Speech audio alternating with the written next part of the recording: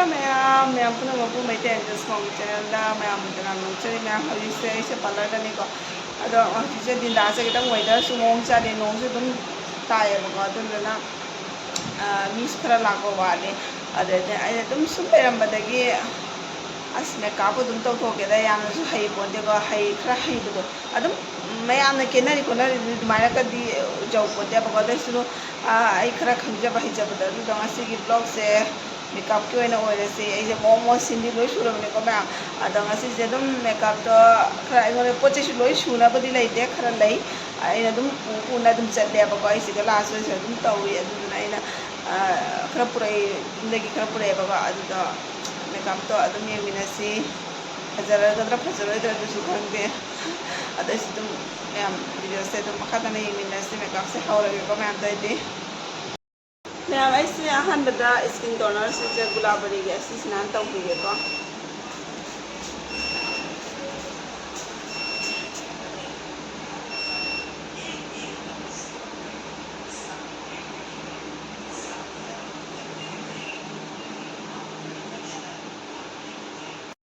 ado ma'am ai ngoda di hadu si ko chei yam lai ta bani na ko aduna ai kina se ai stem ya mong cha da na toner tawra ka se nya asi protective lotion se asa just ni na ai ge ko asi se yam pe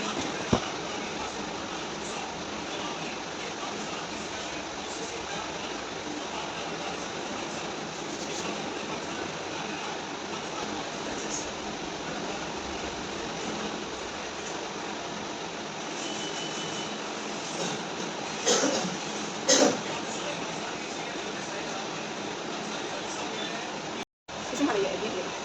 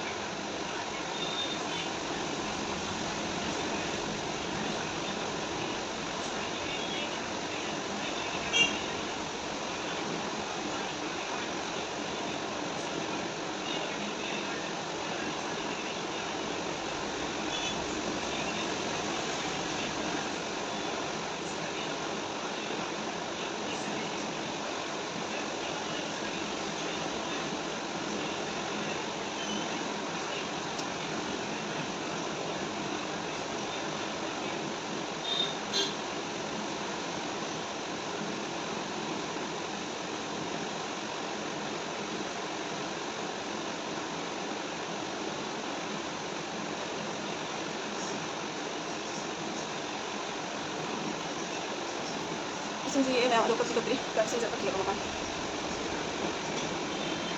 sila takli ko bisis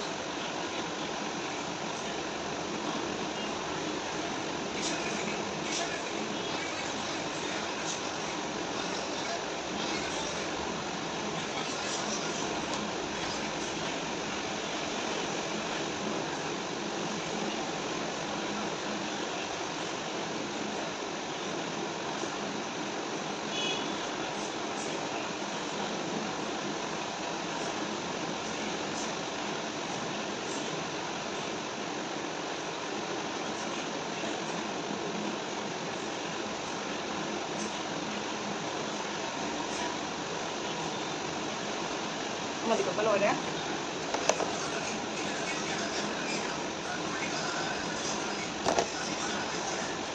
to fian si thari ko to ta ta ta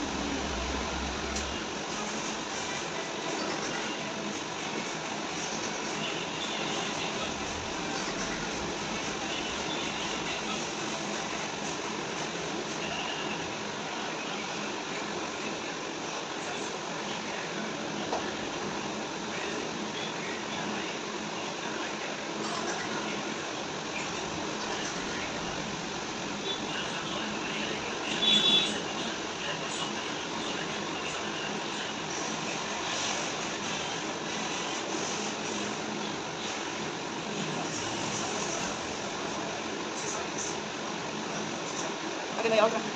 Ayo na.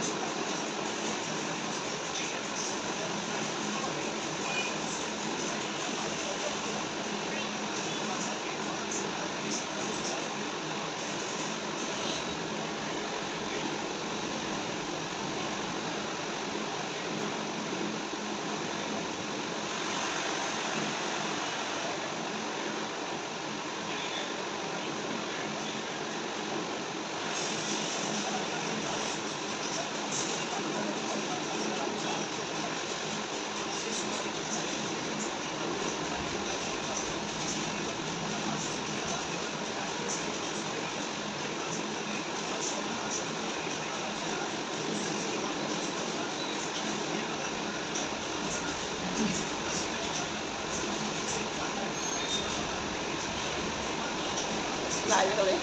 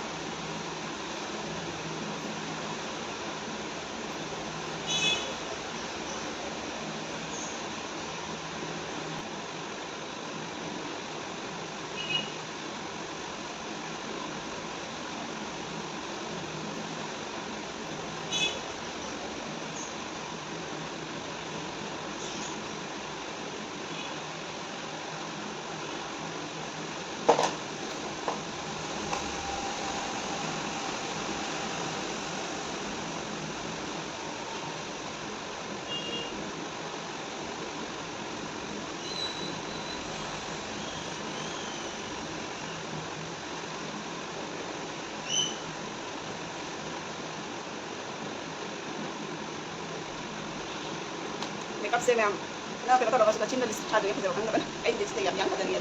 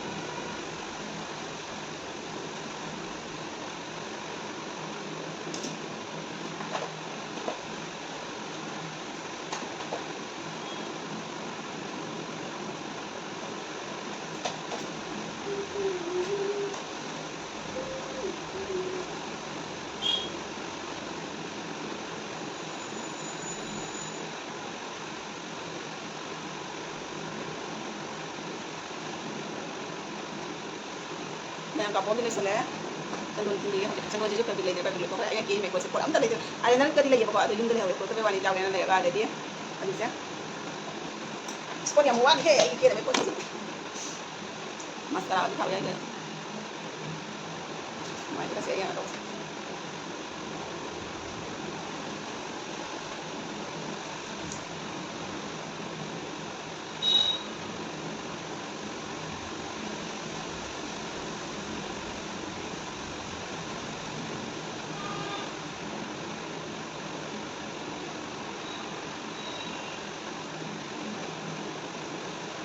Nah, itu kan kalau ini tipa kan dia ya, bapak ham, bapak lepas tu, kita mesti sampai itu nak pas hat lah, pas yang hati kan mana bapak,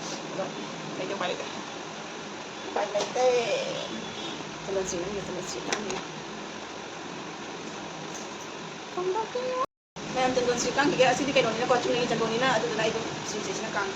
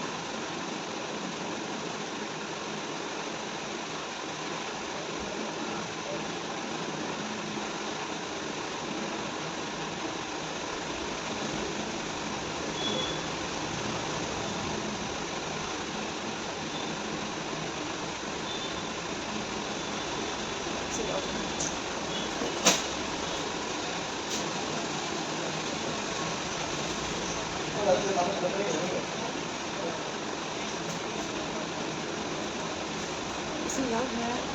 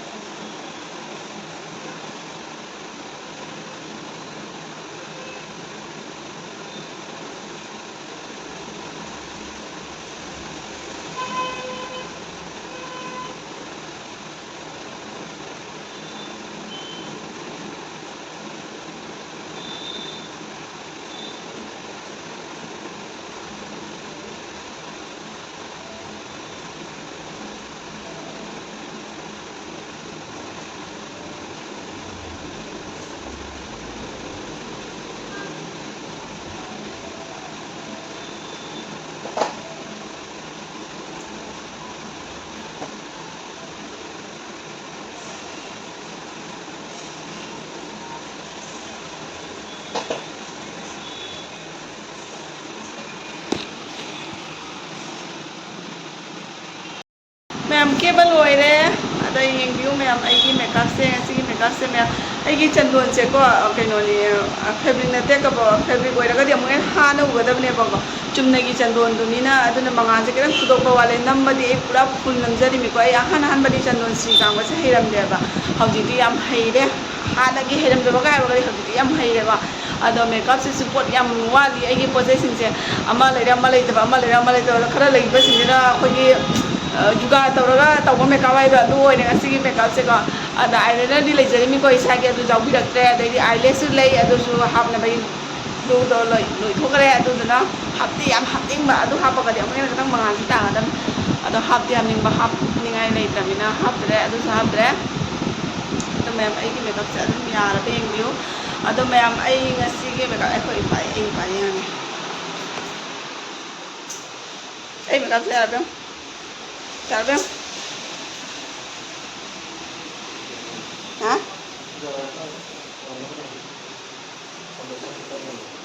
Wawe ram tang. Aduh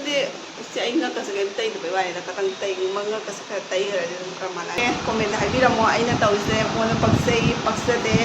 ay di katang wali akang ba may amam lay basa ado sinjana silong comment bisa mo ay di nang itaw ito lali aduga soy koli habi do aduga hay bira mo ay di pura hay di pura hay di hay baga sa mane ko ado mi na daw ba di loy ura ka khang ga ado sim kham je si tay ni hay bagi po sa katang knowledge wali ko ado nani ado akang ba singa su yaw ga di ado hay bira mo ado khang da basing ju ra ga di ay gi siga ju khang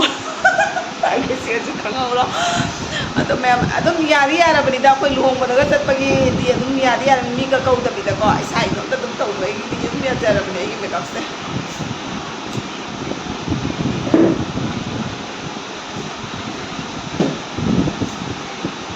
chandu ji yam phajai be wani na ai ge kai no se yo ma'am chandu se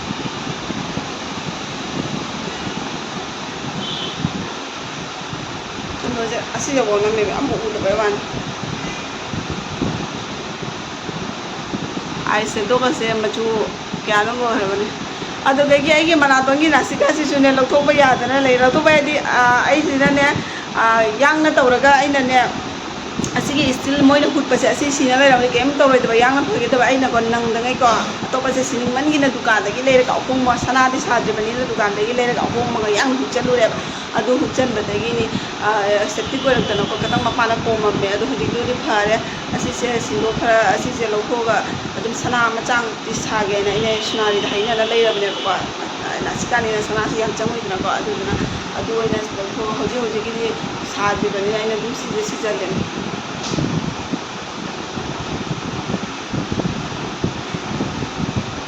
mấy cái gì mà con sẽ nói tao ghê không? Nói tao ghê tao hay biết mo xem cái này ai lúc mà tầm số ai makeup sẽ đúng tầm bao là có ai sai tụi tao đúng đúng khá hay giờ một cú giờ rồi đúng tao rồi nè